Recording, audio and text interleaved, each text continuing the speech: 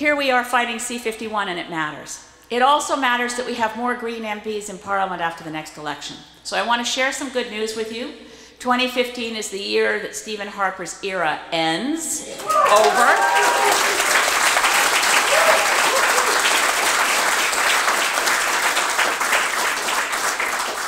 Looking at this room, I'm imagining this is the kind of crowd that has friends saying to you all the time, oh, but what about, oh, what if he gets in again? Oh, no. I mean, okay, number one, John Baird didn't quit because he thought they were going to get in again.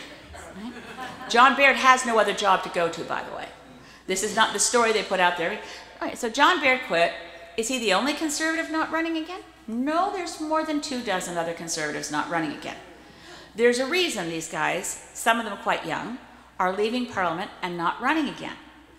The base, this is what you never really hear about. The conservatives who voted for Stephen Harper in 2011 and in 2008 and in 2006 went from believing they were electing someone, and they did believe in him.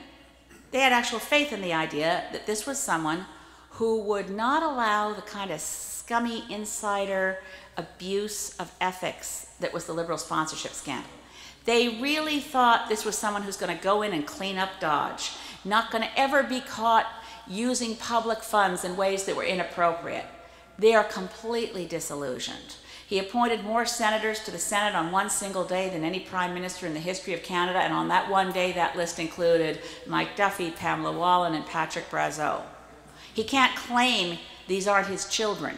He appointed them and told them go forth and fundraise for the Conservative Party. That's why they were picked. You can't claim when you're a control freak and knows absolutely everything that's going on within Ottawa. No one, not just within the Conservative Party, mind you. Stephen Harper has taken the Prime Minister's office, which is an illegitimate agency.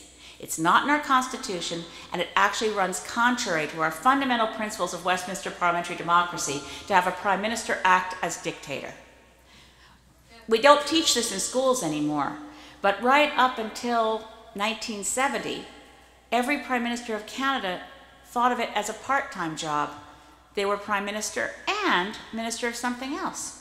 Prime Minister and Minister of Justice was the usual one. Prime Minister and Secretary for Foreign Affairs was another one. The idea that being Prime Minister was akin to being President is a corrupting notion which has contaminated our understanding of our own system of government. We're a Westminster parliamentary system, which means, in principle, all members of Parliament are equal, and also means that Parliament is supreme. The Prime Minister reports to Parliament, not the other way around. This is being turned on its head in a way that's dangerous. So I look at this and I know that there are conservatives who are thinking, what the heck? We were grassroots populists when we loved Preston Manning. We're prepared to think that Stephen Harper was cut from the same cloth. But holy mackerel, talk about top-down dictatorship, talk about corruption, talk about the numbers of scandals and money being misused. Someone like Brett Rathgaber is worth your finding and reading his blogs. He was a Conservative member of Parliament. He now sits as an independent. He's one of the most trenchant critics of the corruption from within of the Conservative Party. He's the member of Parliament for Edmonton, St. Albert. And I think Brett Rathgaber he's a friend of mine, he's brilliant, and he stood on principle and walked away from the Conservative caucus because he found what Harper was doing, corrupting our basic principles of responsible government. Joe Clark spoke in my riding recently, the Right Honourable Joe Clark, a former Prime Minister, progressive Conservative. He said to a group, it was an event organized by the Green Party in my riding. 900 people showed up to hear Joe Clark. And he said that Stephen Harper was violating Magna Carta. You have to go pretty far to find a better way of summing up what I've been trying to say, that our basic democracy is being corrupted by this notion that everything can be run by a prime minister with dictatorial powers and control over everything.